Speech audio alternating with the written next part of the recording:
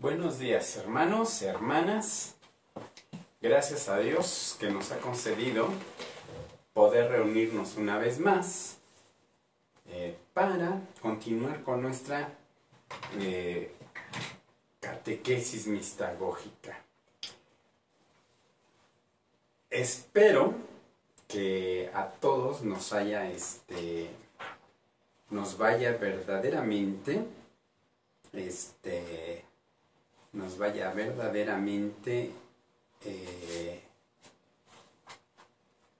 retribuyendo el tiempo que estamos empleando en esto para nuestro crecimiento cristiano, y que logremos de esta manera llegar a entendimientos más profundos sobre lo que vivimos, sobre lo que tenemos como cristianos.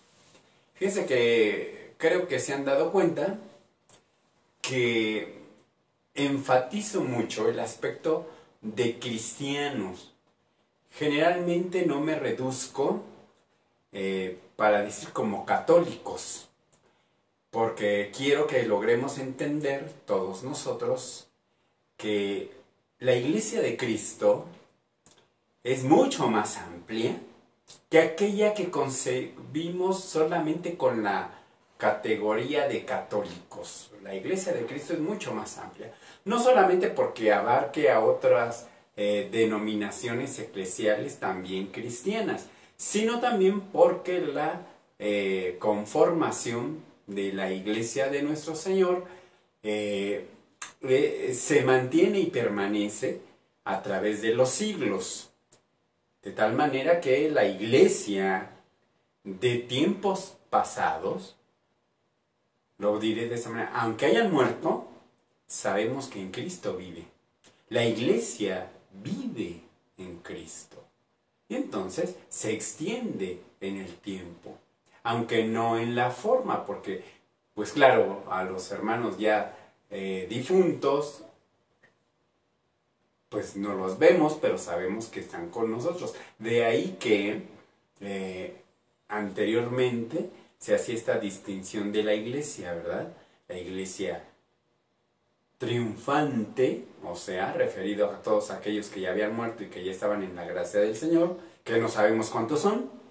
La Iglesia purgante, que son aquellos hermanos que muriendo aún en cierta imperfección de vida cristiana, en el purgatorio se tiene la oportunidad, en el estado de purgatorio, se tiene la oportunidad de alcanzar la perfección cristiana y poder entrar así a la gloria de Dios y pasar a ser de la iglesia purgante a la iglesia triunfante.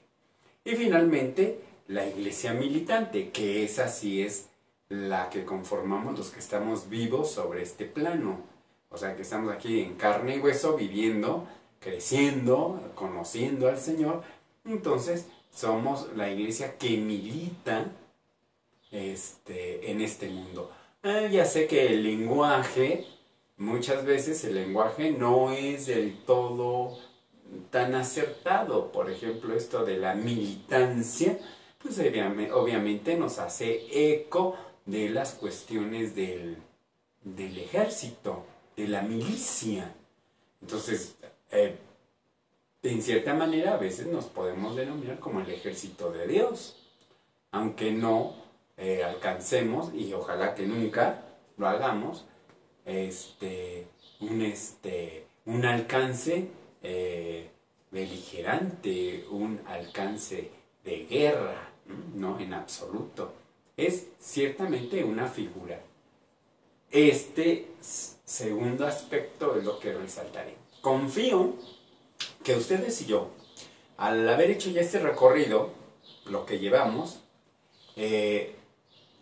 ya estamos conscientes de que para explicar la realidad que nos trasciende, o sea, la dimensión espiritual que no logramos captar tan fácilmente de la iglesia, de los sacramentos, de la presencia de nuestro Señor Jesucristo, utilizamos figuras de la vida doméstica, figuras de la vida política, figuras de la vida militar, etcétera, etcétera. Pero son figuras. No es que el Señor nos esté llamando a ser guerreros, empuñar una espada, en nuestros tiempos empuñar un arma e ir a dar la guerra, ¿no? Por el reino de los cielos. No, no, no, no. Efectivamente no lo es así. Sé que lo intuyen así, pero es bueno que lo reafirmemos para entender que seguiremos viendo las figuras con las que la mistagogía nos invita al conocimiento de la fe cada vez más profunda. El día de hoy vamos a continuar con el libro cuarto de las catequesis mistagógicas de San Ambrosio. Recuerdan que ahí vamos, ¿verdad? Perfecto. Y hoy vamos a abordar un tema que en la iglesia de los siglos quintos, el cuarto y el quinto del que estamos tomando estas catequesis, no es que tuviera un elemento importante, sino prácticamente era la consideración hacia donde desembocaba toda la mistagogía, y no nada más la mistagogía, la iniciación cristiana. Y de todo desembocaba a llevar a la plena conciencia de la persona que era iniciada en los sacramentos, llevar a la conciencia de la pertenencia a la iglesia. O sea, el cristiano, como decíamos en la catequesis pasada, el cristiano no se da en solitario. El cristiano se inserta a través de los sacramentos, de iniciación concretamente, se inserta en un colectivo, el cual llamamos o podemos denominar de distintas formas. El colectivo de la iglesia, el colectivo de los bautizados, el colectivo de los iluminados, o sea, los neófitos, el colectivo, después vamos a abordar esta categoría que es suprema, que es verdaderamente grandiosa, el colectivo de los miembros del cuerpo místico de Cristo. Y ya en última instancia, si lo queremos abreviar, el colectivo de la iglesia. Por los sacramentos formamos parte entonces de la iglesia de Cristo. Es un colectivo. Se equivoca, y muchas veces habrán escuchado varias veces que nosotros los sacerdotes, cuando es oportuno, sabemos que hay que remarcarlo, se equivocan quienes creen que la religión cristiana, o sea, la comunión con nuestro Señor Jesucristo, basta de manera individual. O sea, creer que yo soy un buen cristiano porque en mi fuero interno, expresado con estas palabras de en mi corazoncito, yo y Dios sabemos que no soy malo, o que yo no actúo mal, con mala intención. Me equivoco, cometo errores, pero no de mala intención. Entonces, se equivoca quien cree que basta que en su fuero interno, de manera individual, él sabe la relación que tiene con Dios. Y que en eso nadie debería de entrometerse, y mucho menos de juzgarle o señalarle que él se ha separado de la iglesia.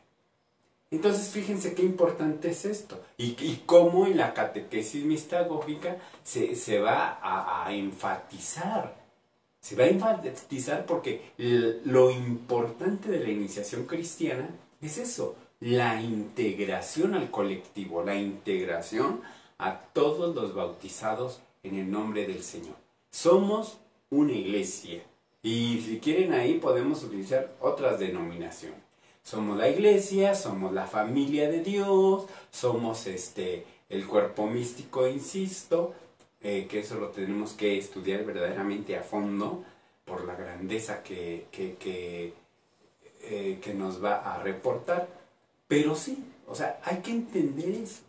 Estamos llamados a vivir en comunidad. Inclusive, cuando ya somos formados y de un modo u otro la iglesia ya nos ha invitado, ya nos ha motivado a entender cómo la fe se vive en la familia. Esto siempre ha sido así. La familia siempre ha sido un baluarte donde se transmite, se gesta, se enriquece, se nutre la fe cristiana, porque es una comunidad. Entonces ya se vive en comunidad y por eso, señalo antes de que se me olvide esta énfasis que se hace de la iglesia, y se hace de la iglesia desde hace siglos, inclusive en las catequesis de San Juan Crisóstomo, aunque aquí no vamos a tal vez a ver alguna de ellas, pero en las catequesis de San Juan Crisóstomo ya se habla de la iglesia doméstica, o sea, de cómo la familia, con los miembros bautizados, iniciados, forma una célula, una figura de la iglesia universal. Y se le da el título de iglesia doméstica, para que así de esta manera se entienda cómo toda la realidad cristiana, o de los que han recibido los sacramentos, va a permear todas las dimensiones del sujeto, inclusive hasta en su dimensión colectiva, comunitaria, de iglesia, de cuerpo místico. Y esto es lo que vamos a ver, porque esta referencia al colectivo, al grupo, a la comunidad, va a tener una repercusión muy importante a la hora de vivir la Eucaristía. Por eso vean cómo con esta catequesis, que es como hemos dicho, del libro cuarto de las catequesis de San Ambrosio, vamos a hacer un aparente espacio antes de abordar la Eucaristía. Ya hemos abordado el bautismo, ya hemos abordado la crismación, hemos visto los efectos de la crismación o confirmación, como le queramos llamar, o la confirmación. Entonces ya hemos visto algunos elementos paralelos, como en este caso, recordemos tan solo la del viernes pasado, los dones del Espíritu Santo, que es una realidad que se hace presente, que se potencializa en el momento de la confirmación. Y ya hemos hablado de estos dones del Espíritu. Y así los dones del Espíritu y las virtudes cristianas, como tanto los dones como las virtudes van de la mano, se implican mutuamente uno para la función del otro. En este caso, el don del Espíritu te ayuda para que vivas las virtudes cristianas, que San Pablo, como lo vimos, nos hace el elenco, ¿no? Los dones del Espíritu Santo, las virtudes cristianas. Bueno, entonces, de la misma manera, ahora, antes de pasar a los ritos de la Eucaristía con todos sus sentidos, viene este elemento que es la conciencia del cristiano de saberse integrante, miembro de la Iglesia de Cristo. Así que eso es lo que vamos a considerar el día de hoy. Lo primero que nos propone San Ambrosio es que pensemos en la categoría del pueblo sacerdotal de Cristo. El pueblo sacerdotal de Cristo. Aquí voy a enfatizar la primera categoría, el pueblo. Este no es un discurso político, no es un discurso demagógico, sino la categoría de pueblo. Una categoría que ya viene instalada, enriquecida, desde los tiempos del pueblo de Israel cuando sale de Egipto. Antes de la salida de Egipto, la categoría de pueblo no parecía tan firme. Lo que se tenía muy claro, por ejemplo, el tiempo de Abraham, el tiempo de su hijo Isaac y así, más que la conciencia de pueblo, era la conciencia de familia, o de tribu, aunque era en realidad más bien de familia, solamente cuando entra en contraposición con otros pueblos, es que ellos empiezan a ver esa dimensión de contraste de que ellos son otro pueblo. Pero como no son tan fuertes, entonces se va quedando en primero una categoría de tribu, y solamente hasta que la tribu es bastante numerosa, se empieza a considerar como pueblo. Desafortunadamente se atravesó ahí la hambruna, tuvieron que bajar los judíos de la tierra de Abraham, de la tierra de Isaac, de la tierra de Jacob, con los hijos de Jacob. Tuvieron que bajar a Egipto para librar esa situación de la hambruna. Ya recordamos la historia, ¿no? De José, a que siempre se le pone José el soñador, que se hizo, que entró de esclavo, después fue subiendo por la capacidad que el Señor le concedió de tener visiones e interpretarlas, va subiendo en el escalafón del imperio egipcio y termina siendo el segundo al mando. Y es cuando rescata a los hermanos de la hambruna, etcétera, etcétera. Ya conocemos esa historia. Pero aún así, aunque ya bajan a Egipto y permanecen ahí bastantes años, casi 400 más o menos, aún así no adquieren la conciencia plena de que son un pueblo, aunque sean muy numerosos. Más aún,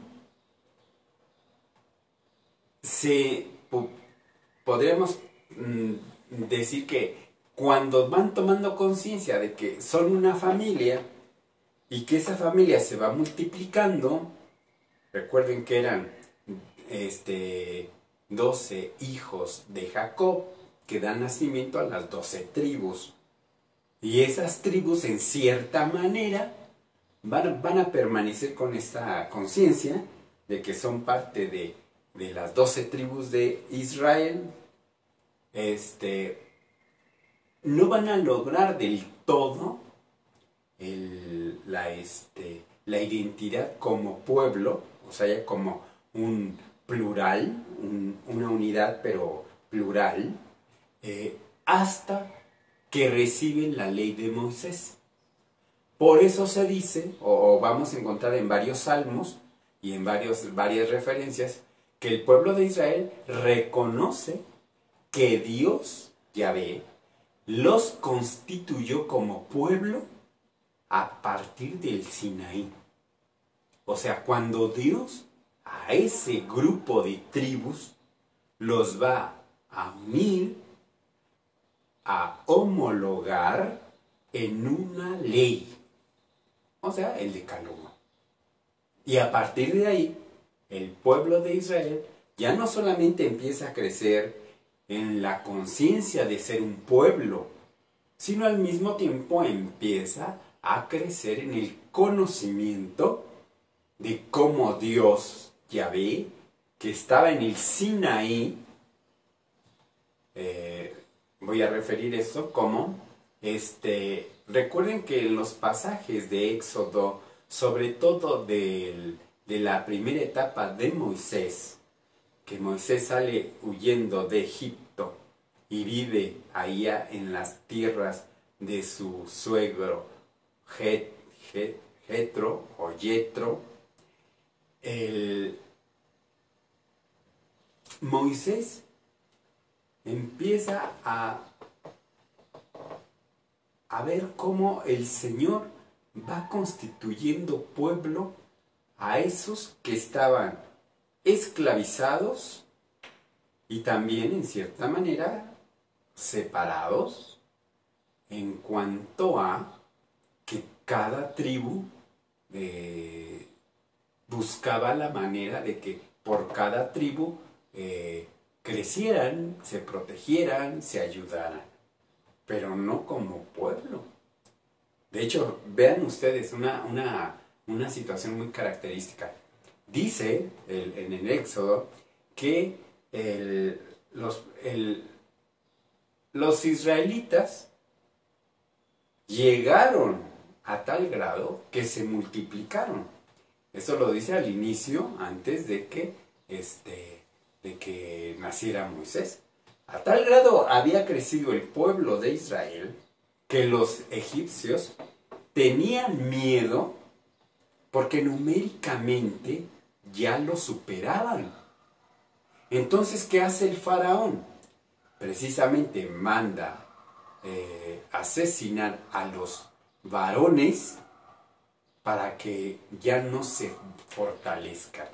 Y es en ese contexto donde Moisés, ya sabemos todo eso, que con su hermana, etcétera, etcétera, se es salvado en las aguas, lo recibe la hija del faraón, él lo toma como su hijo, y Moisés es educado como príncipe en Egipto, hasta que viene el asunto de el conocimiento de su identidad como hebreo, y termina por ser expulsado de Egipto, ¿no? Mandado al desierto a morir, pero no muere porque el Señor lo preserva de tal manera que hasta le consigue familia, ¿no?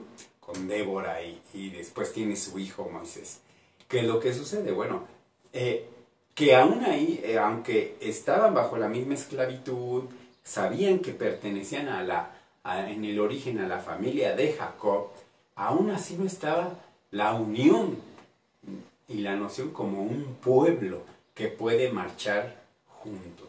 Entonces, en todo ese periodo, cuando Moisés y Aarón ya se disponen para entonces guiar al pueblo de Israel, todos tienen plena conciencia, y sobre todo Moisés y Aarón, que tienen que llevar al pueblo de Israel a las faldas del monte Sinaí, porque en el Sinaí, allí es donde habita Dios.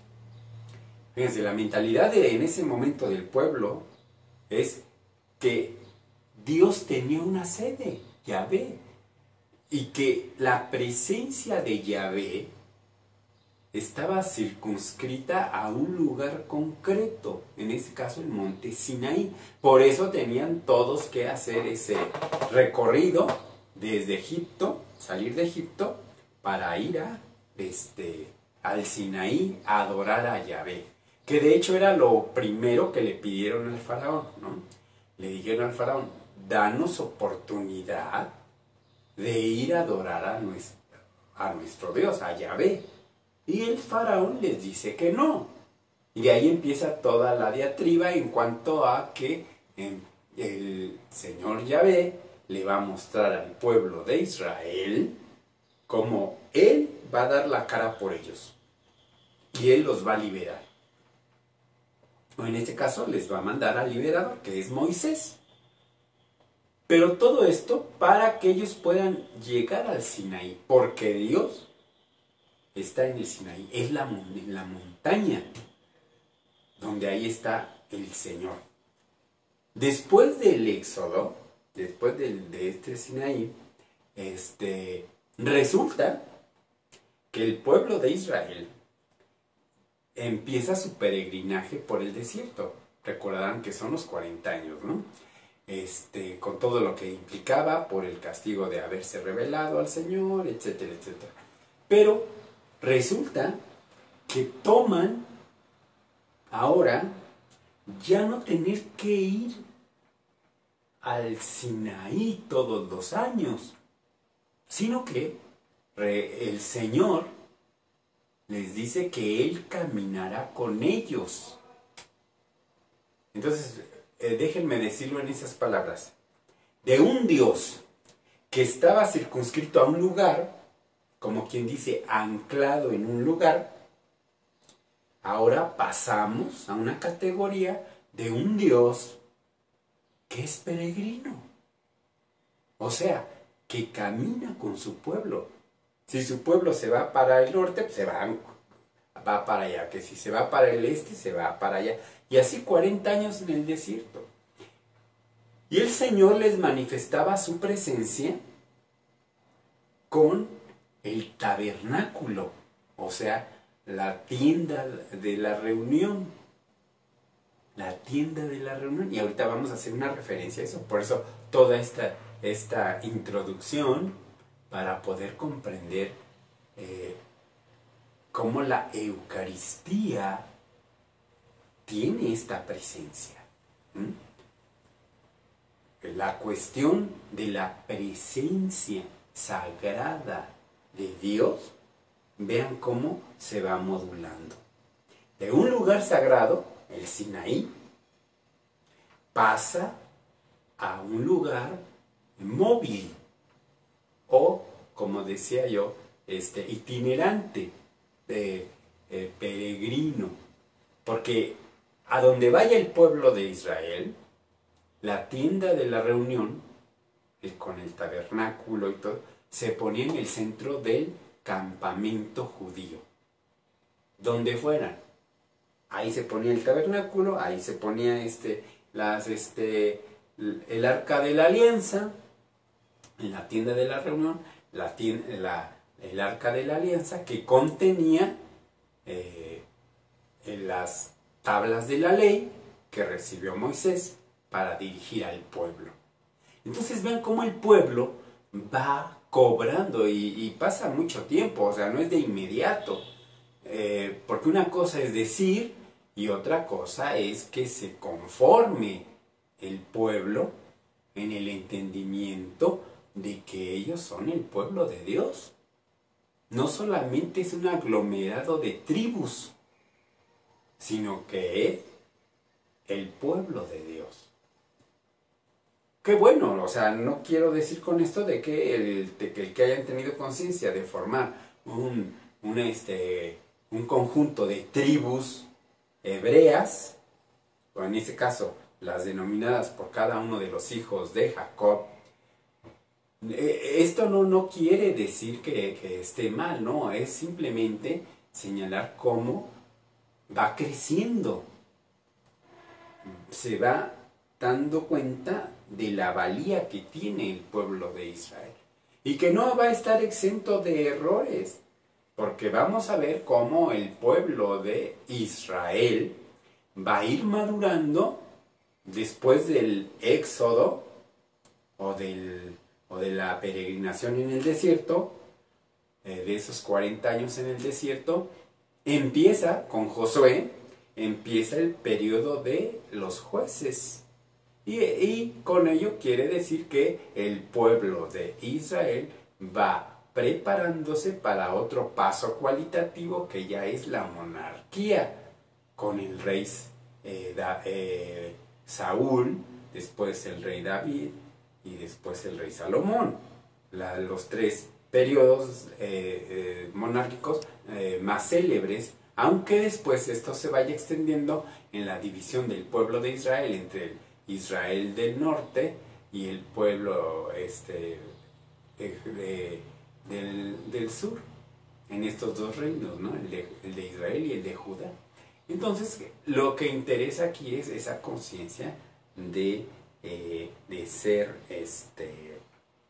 en la conciencia de ser pueblo. Y que ese pueblo se va forjando en torno al tabernáculo. ¿Hasta aquí? ¿He sido claro? Bien, entonces, vamos a ver, ahora, todo esto fue la introducción. Son muy largas las introducciones, ¿verdad? Pero bueno, esa es la introducción para entonces sí poder abordar la catequesis de San Ambrosio, en este caso concreto del libro cuarto, que tiene como título El pueblo sacerdotal de Cristo, ya lo habíamos dicho. Entonces, ¿cómo vamos a dar el salto cualitativo del sacerdocio judío al sacerdocio de Cristo? Y vean que es muy enriquecedor abordar este tema así, porque claro que es muy fácil decir que Cristo es el sumo sacerdote. Claro que es muy fácil decir que nosotros, como nos dice la primera carta del apóstol San Pedro, que pues nosotros somos las piedras vivas del templo de Dios, que nosotros somos pueblo sacerdotal. Ustedes han escuchado el canto, ¿verdad? Pueblo de reyes, asamblea santa, pueblo sacerdotal.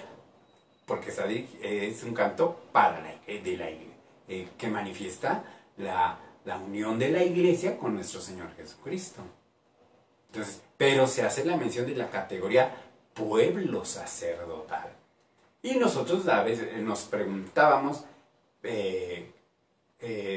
¿cómo si yo no soy sacerdote? ¿Y qué es lo que resulta? Que ya sabemos, por la iniciación cristiana, por el bautismo y la confirmación, que todos somos sacerdotes.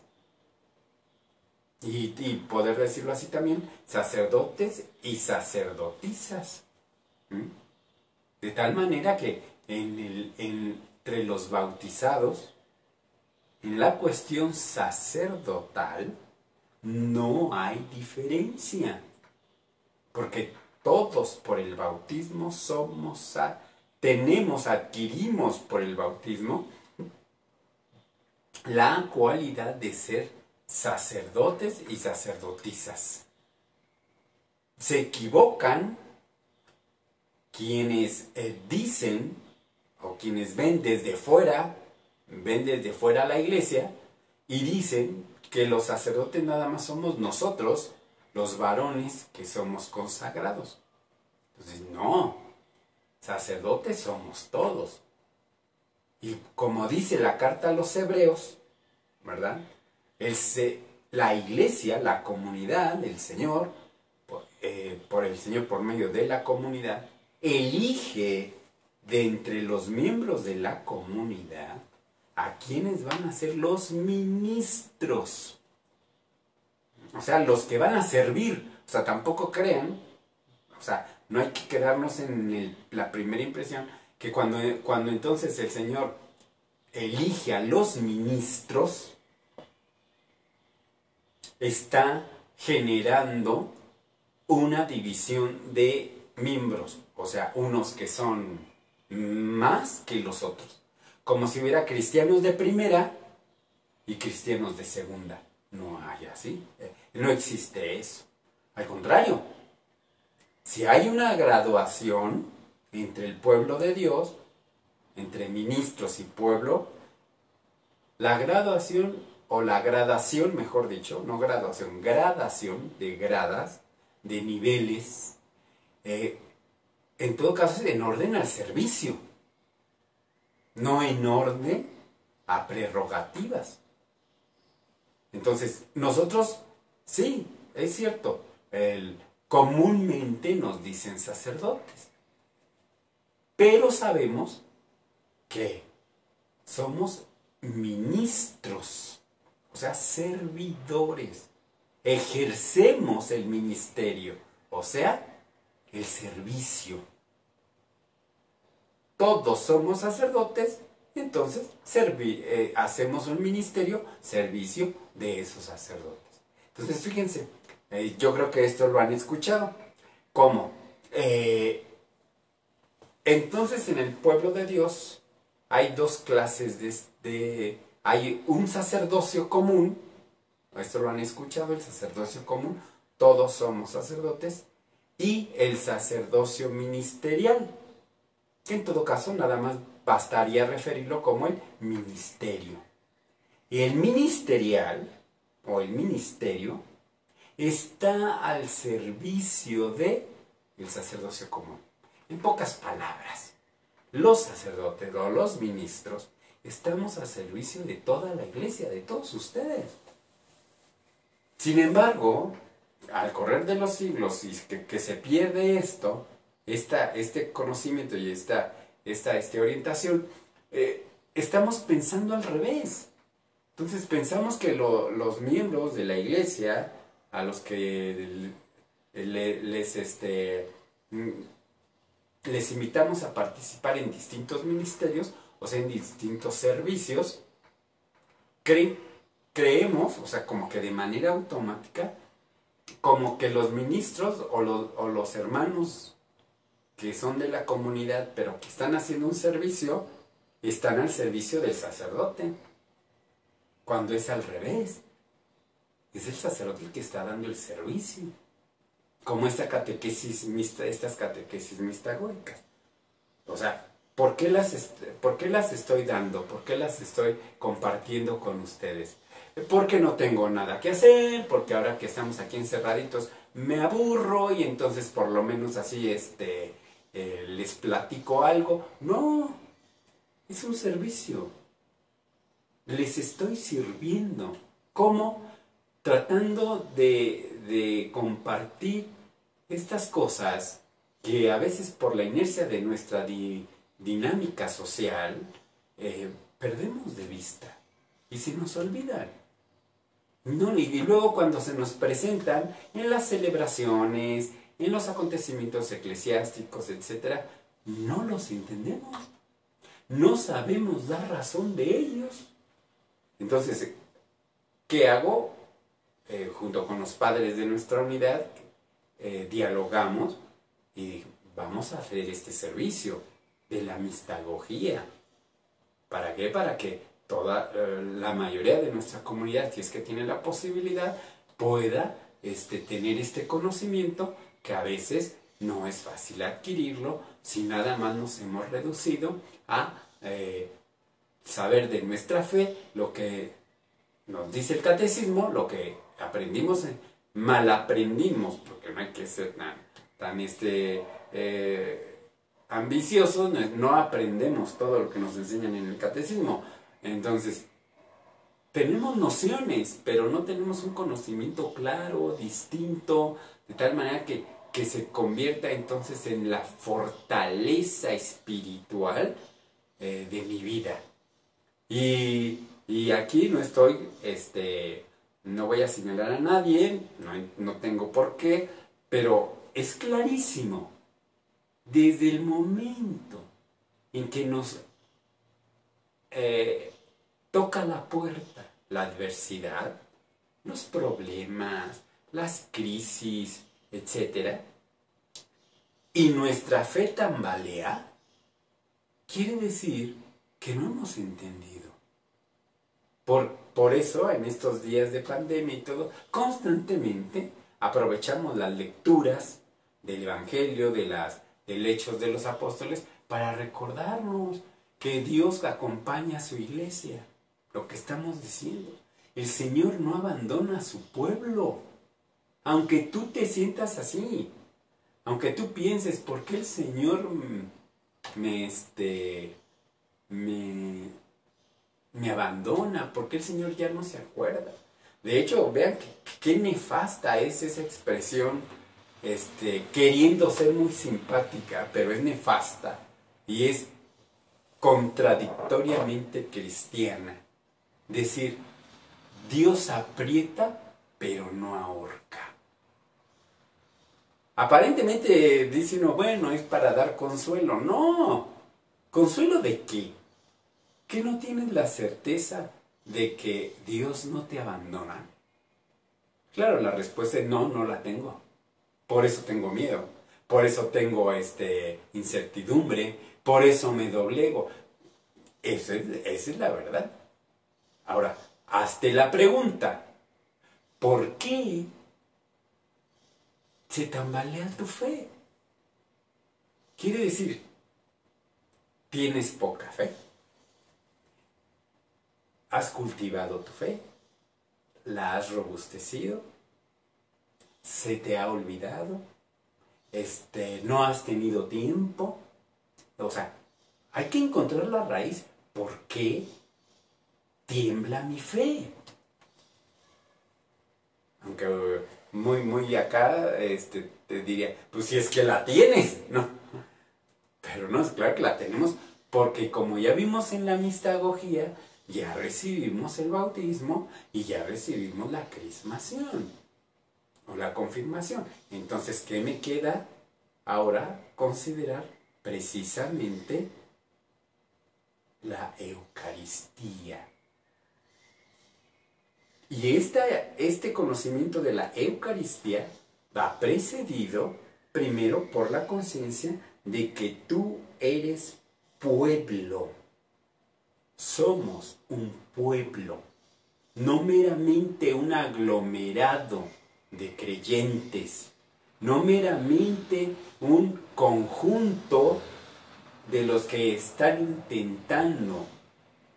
Tú ya eres del pueblo de Dios, tú ya eres de la familia de Dios. Por eso, San Ambrosio lo dice de esta manera y vean cómo ya hay algunos elementos que ya les he comentado. En el número 1 del inciso 1 del libro cuarto, dice San Ambrosio, en el Antiguo Testamento, los sacerdotes, estamos hablando de los sacerdotes de Aarón, ¿verdad? Los sacerdotes del Antiguo Testamento, los sacerdotes del pueblo de Leví, dice, los sacerdotes solían entrar con frecuencia en el primer tabernáculo.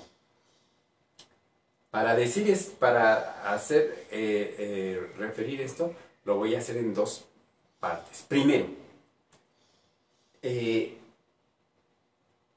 aquí estas referencias que van a ser hacia el sacerdocio de Aarón o del sacerdocio del Antiguo Testamento, como quieran señalar, tiene contemplado en primera instancia el templo construido por Salomón. ¿De acuerdo? El templo construido por Salomón, que aunque la idea o la iniciativa de crear un templo, construir un templo, fue de David, pero el Señor le dijo que no, que él no le iba a construir un templo, que más bien el Señor le iba a construir uno a David, esto refiriéndose a su dinastía, o sea que de él iba a nacer el Mesías. Ese es el templo que le construye, por así decirlo, Dios al rey David. De ti, de tu descendencia, de tu casa, con estas figuras, de tu casa saldrá el Mesías. La promesa del Mesías que se cumple en nuestro Señor Jesucristo. Pero el templo físico lo construye el rey Salomón, o sea, el hijo de David. Entonces el rey Salomón, casi en este caso replicando en cierta manera la estructura del campamento judío, pone el arca de la alianza como lo más sagrado, lo pone en el centro del templo, y a ese lugar donde está el arca de la alianza, las tablas de Moisés, los panes benditos, se le conoce como el tabernáculo. ¿Mm? Aunque dentro del tabernáculo también existe, o existía, mejor dicho, un espacio sencillo llamado el Sancto Sanctorum, o sea, el lugar más santo de todos los santos, que estaba en el centro del templo, y que curiosamente, no tenía, no curiosamente así era, porque así lo vivió el pueblo de Israel, no tenía ningún adorno, no tenía adornos, el Sancto Sanctorum no tenía adornos, el templo de Israel sí tenía adornos. Vean, si ustedes ven el libro de Reyes, van a ver cómo describen que el rey Salomón mandó esculpir figuras en los muros del templo, y estaba ornamentado con escudos de oro, columnas, etc.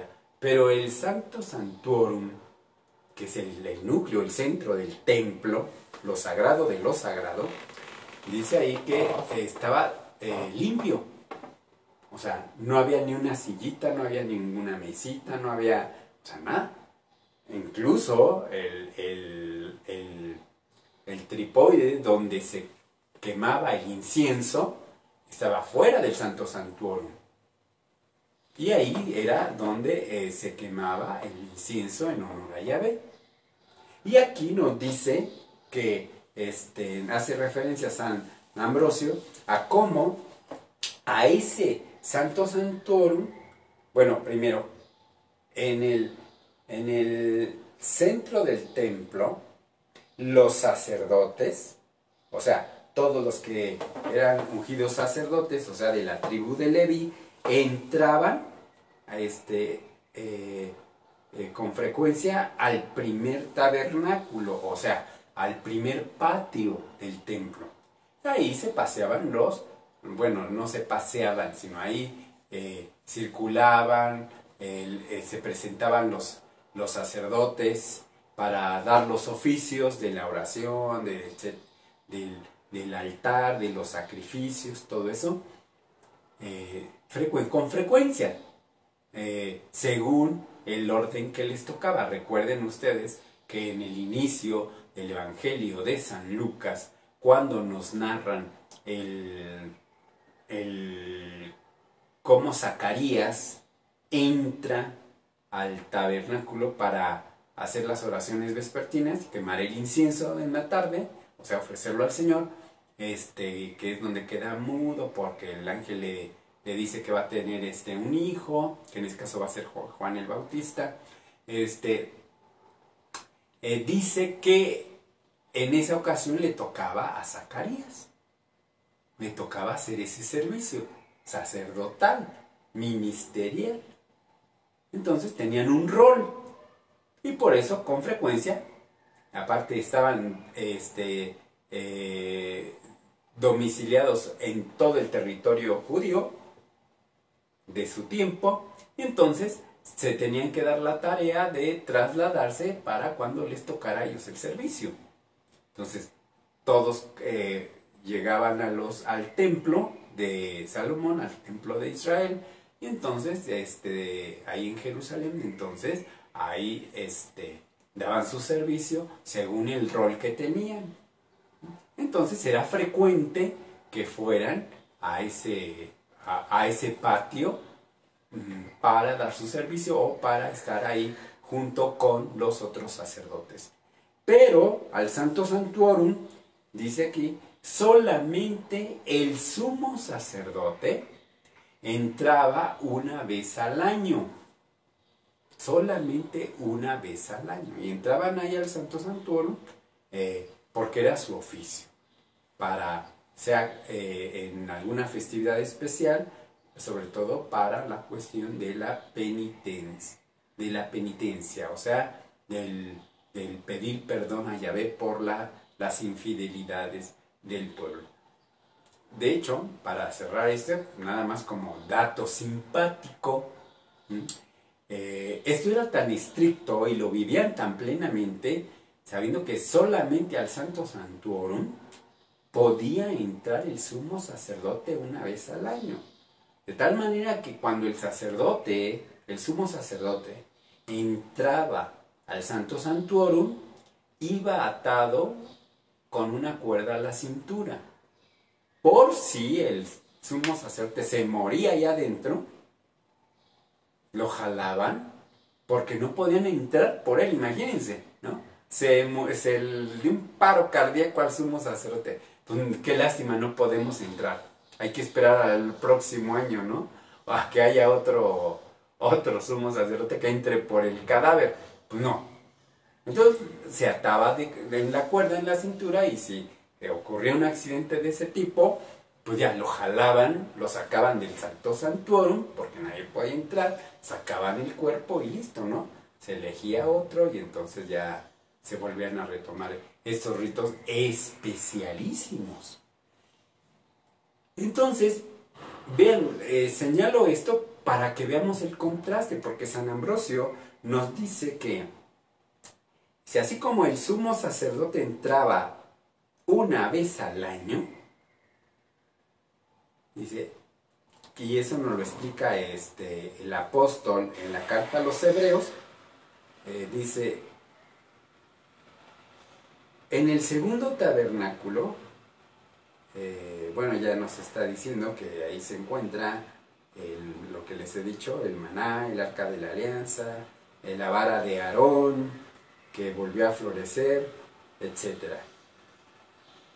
Entonces ya nos dice que nosotros, por el bautismo, siendo sacerdotes, no tenemos que esperar cada año para entrar al tabernáculo. A ver, vamos a poner aquí un ejemplo. Para nosotros,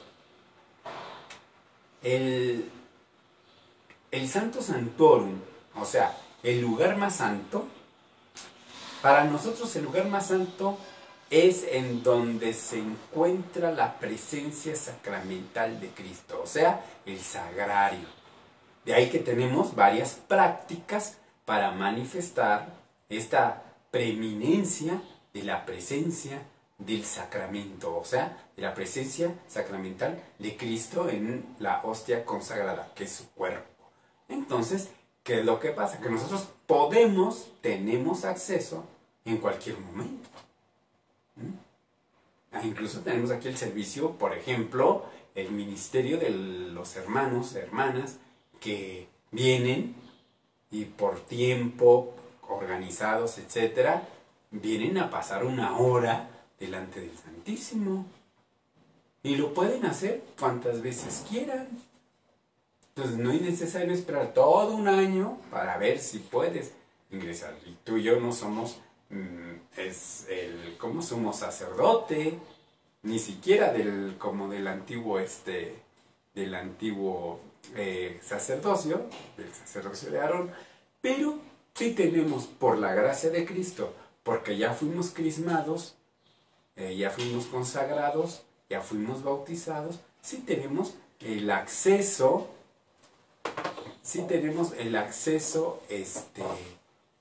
frecuente, al tabernáculo, a la presencia del Señor. Entonces, es muy interesante ver cómo se evolucionó. E incluso, si es todo esto que he explicado, permítanme concretarlo con una misma pregunta, con la pregunta que el mismo San Ambrosio hace. Dice, ¿dónde queremos ir a parar? A ver, con todo esto que hemos compartido, ¿dónde queremos ir a parar? Y dice, hacer que entendáis qué es el tabernáculo en el que os ha introducido el obispo. O sea, está hablando de la vigilia pascual, cuando el obispo a los confirmados, ya que salen de la pila bautismal, los signa con el santo crisma, Y entonces del bautisterio los lleva en procesión del bautisterio a la nave principal del templo o de la basílica, que era lo más frecuente. Piensen ustedes en las grandes basílicas que tienen el bautisterio fuera del templo. Ya les hice en la primera mistagogía, les hice la referencia a la Basílica de Guadalupe, que me sorprendió que hubo muchos hermanos y hermanas que me decían que no conocen el bautisterio de la Basílica de Guadalupe. ¿Qué conocemos de la Basílica de Guadalupe? A ver, entramos y vemos el altar principal, ya sabemos que atrás está el ayate de Juan Diego con la imagen de la Virgen de Guadalupe. Sabemos que del lado izquierdo está la capilla de San José, y sabemos que del lado derecho está la capilla del Santísimo. Pues sí, qué bueno que conozcamos eso. ¿Y el bautisterio dónde está? Porque hay cristianos, o sea, vemos aquí católicos que pues no sabemos. Y el bautisterio de la Basílica de Guadalupe está hacia arriba de donde está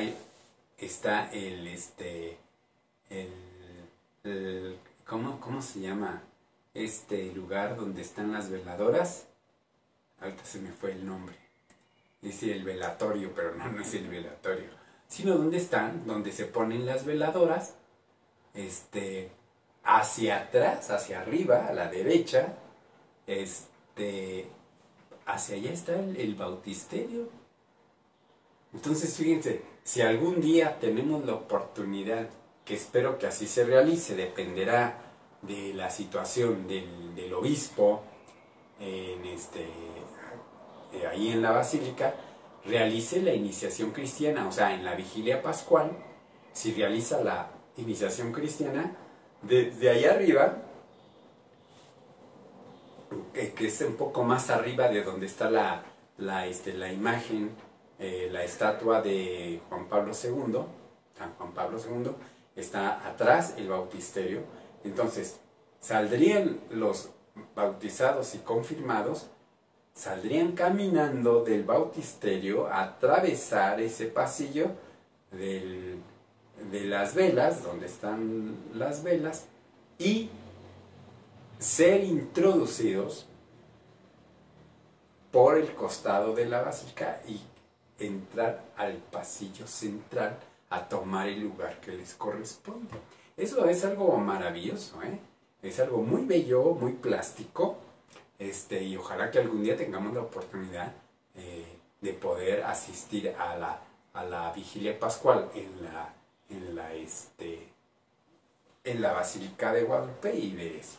Aunque no necesitamos esperarnos hasta la vigilia pascual. Ustedes vayan a la basílica cuando tengamos tiempo, cuando ya podamos transportarnos, podamos viajar, o en este caso ir hacia el centro, allá a la basílica, y vayan a conocer el bautisterio. Conozcan el bautisterio de nuestra basílica.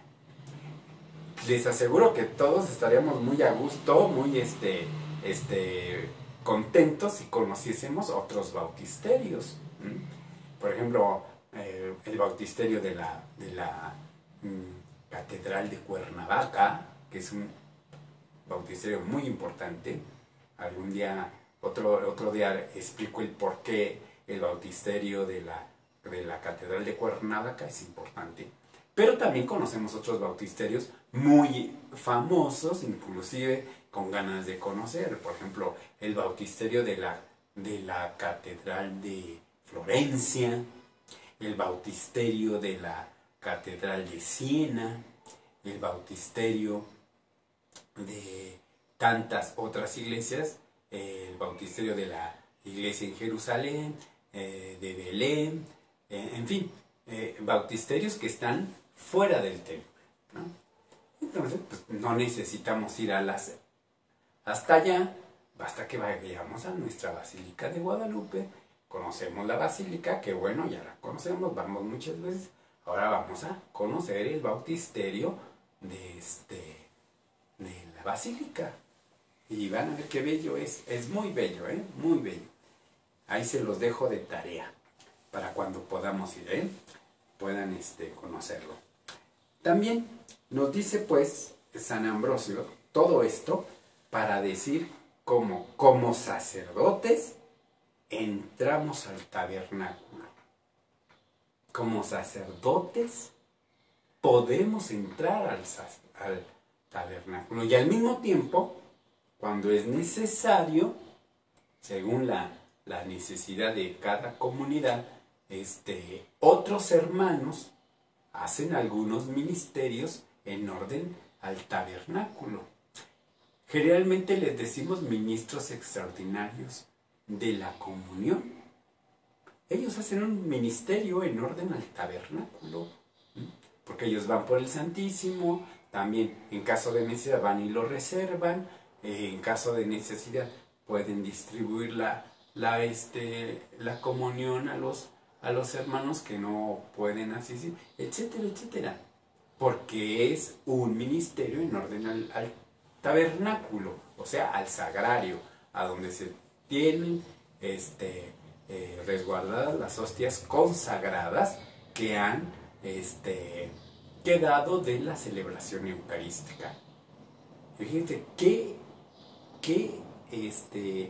gran, esto yo lo entiendo de muchos hermanos que hacen este ministerio de ministros extraordinarios de la comunión, qué gran halago tienen de saber que ellos pueden servir de esa manera al tabernáculo y que puede hacerlo cualquier bautizado. Cualquier bautizado puede hacerlo, siempre y cuando recibe las disposiciones, las directrices correctas para saber cómo tratar, acceder a lo sagrado, para entrar al tabernáculo. Y ustedes se van a dar cuenta de cómo entramos al sagrario, al tabernáculo, y entramos de una manera reverente, de una manera adecuada, con una vestimenta apropiada, etc. Porque no estás entrando a cualquier lugar. Estás entrando al Santo Santuorum, al tabernáculo, al sagrario. Vean cómo hemos escalonado, Tabernáculo, sagrario. Bueno, y Santo Santuorum. Aunque propiamente dicho, para los judíos, el Santo Santuorum solamente estaba en el templo de Jerusalén. No puede estar en otro lado, en el templo de Jerusalén. En cambio nosotros, nuestro tabernáculo está en cada iglesia, en cada parroquia, donde se tiene la reserva eucarística. Porque podemos encontrar algunas capillas, algunos templos que no necesariamente se tiene la reserva eucarística ahí. Pero ¿dónde está? Ahí es un acceso de todos nosotros de poder entrar al tabernáculo. Entonces, ¿a dónde queremos ir a parar o a dónde queremos llegar? Dice San Ambrosio, a que sepamos en qué tabernáculo hemos sido introducidos. O sea, a valorar que en la Eucaristía, cuando el Señor se hace presente bajo las especies del pan y del vino, estamos delante de lo sagrado. A mí me gusta mucho enfatizarlo así. Estar en el templo en el momento de la Eucaristía es estar delante de lo sagrado. Fíjense qué importante es esta consideración, porque a veces cuando somos feligreses, ¿no?, asistimos a la Eucaristía, lo cual está muy bien, generalmente, y sobre todo a partir de 1965, que se consolidó hasta 1970, cuando la Eucaristía ya es el ministro que preside de frente al pueblo y en torno al altar. O sea, ya se puede pasar uno por atrás del altar y desde atrás del altar preside la Eucaristía. Hace las oraciones, hace los gestos sacramentales, desde ahí desciende por las gradas para entregar la Eucaristía, etcétera, etcétera. Aquí lo que es relevante es que logremos concebir, dice aquí San Ambrosio, que logremos entender ese tabernáculo en el que hemos sido introducidos por el obispo, y que vamos a tener acceso a ese tabernáculo todos los días que nos reunamos con la comunidad para celebrar la Eucaristía. Y enfatizo, cuando nos reunamos con la comunidad de ordinario, por herencia cultural y también por herencia cultural y cultural, lo hacemos en domingo. Lo hacemos en domingo.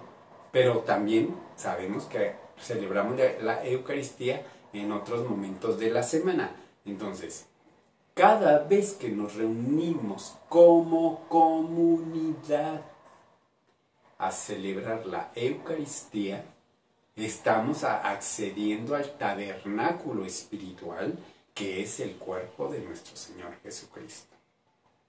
Ahora enfatizo la cuestión comunitaria. Por eso es un gravísimo error quienes quieren vivir o quienes se meten, no sé cómo se da ese mecanismo de meterse en la cabeza de que es mi misa. No es tuya, es de la iglesia, es de la comunidad. Y nadie puede decir, ciérreme la puerta porque no quiero que nadie entre. Nada más son los 15 años de mi hija y no queremos que entre nadie. Es nuestra boda, no queremos que entre nadie. Pues ¿qué creen? Que no puede ser así. Porque los sacramentos son de la comunidad. Salvo ciertas reservas, que es por orden de una cuestión grave, se puede omitir esa presencia, como es lo que está pasando ahora con el coronavirus. O sea, claro que celebramos la Eucaristía, pero la celebramos para toda la comunidad. Que se hagan presentes en la medida de lo posible por los medios electrónicos, o también que sepan en conciencia que estamos celebrando la Eucaristía por todo el pueblo de Dios, por todos ustedes y por todos nosotros. No es una cuestión de prerrogativas, es una cuestión de que celebramos por la iglesia, por la comunidad presente en sus tres dimensiones. Por la iglesia triunfante, la iglesia purgante, la iglesia militante. Nosotros somos la iglesia militante y a veces queremos que todo se reduce a ello, pero no es así. Hay que tener esta clara conciencia de que estamos con la iglesia militante y toda la iglesia universal. Generalmente hay quienes ven que en una parroquia, en una iglesia, en un templo, llega poca gente, y dicen eso.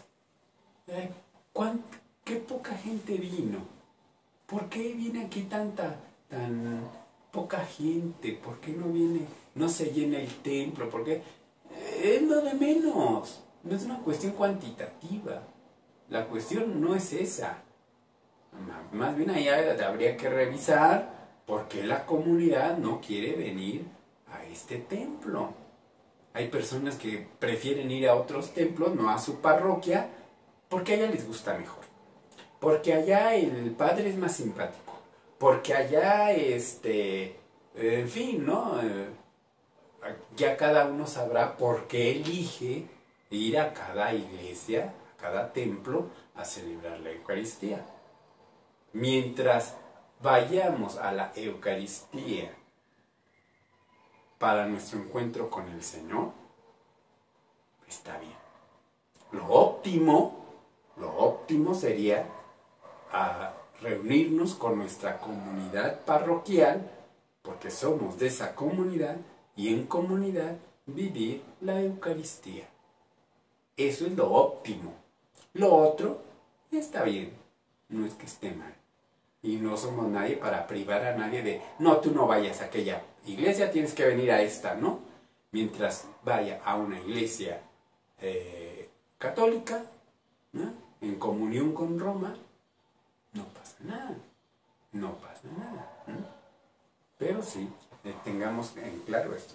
Muy bien, pues entonces nos quedamos ya hoy en esto, ¿no? En esto de saber que la celebración eucarística presupone que el cristiano tiene conciencia de pertenecer al pueblo sacerdotal de Cristo.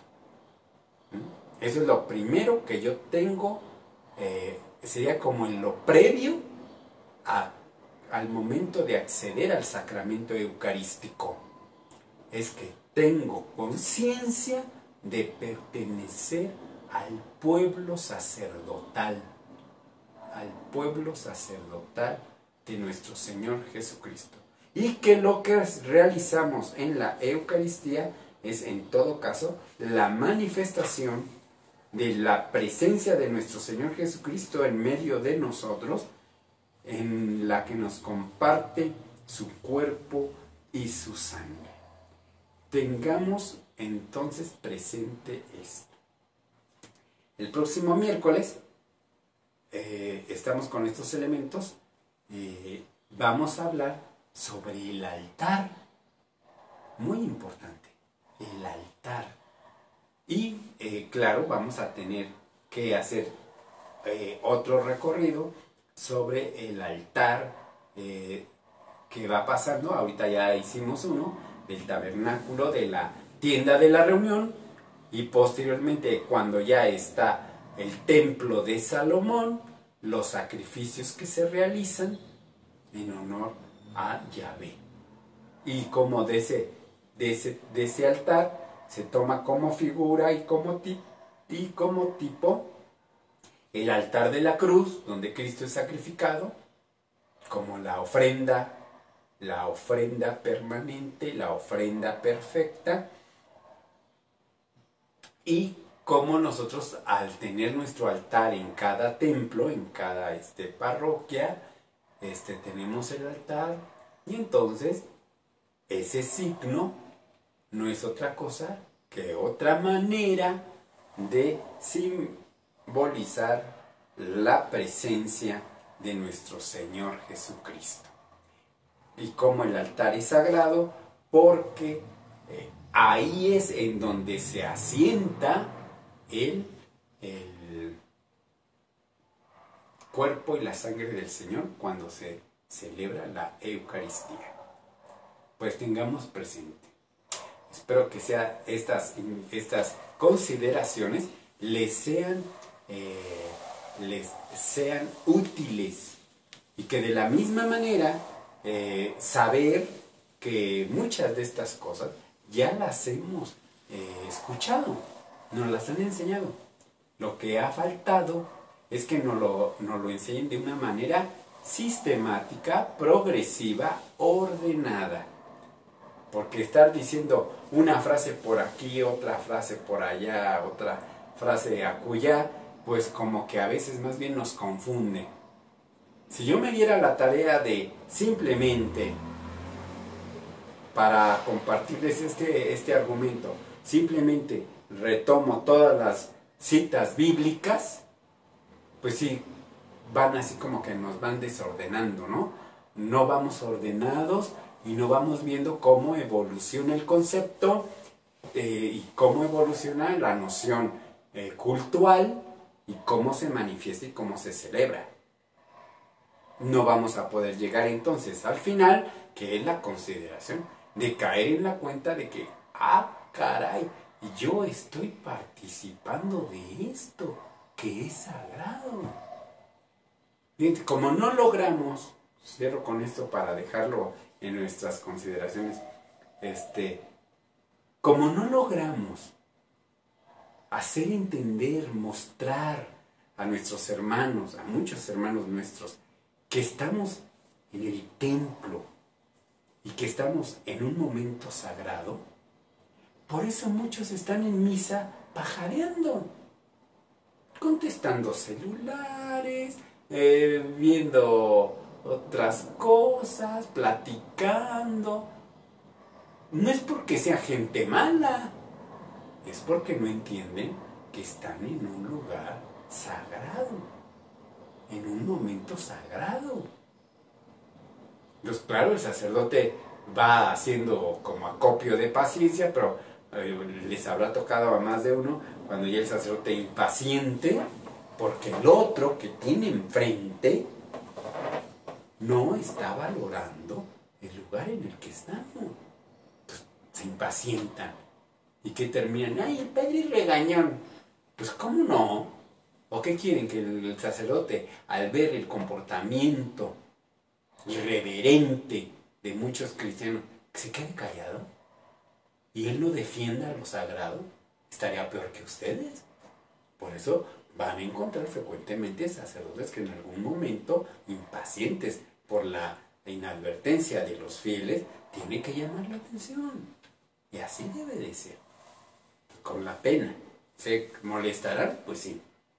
¿Les caerá mal que les llame uno la atención? Bueno, pues entonces no vengas al templo a hacer lo que no puede o lo que no deberías de hacer. Quédate afuera y entonces ahí contesta todos tus mensajes y listo. Pero no vengas a hacer lo que no debes, lo que es contrario a lo sagrado, en nuestro tabernáculo. Ténganlo presente. Muchas gracias. El miércoles nos vemos para continuar con este detalle que ahora es posar nuestra atención en el significado, en el símbolo y en la sacramentalidad del altar. Que tengan muy buena tarde, que Dios les bendiga. Gracias.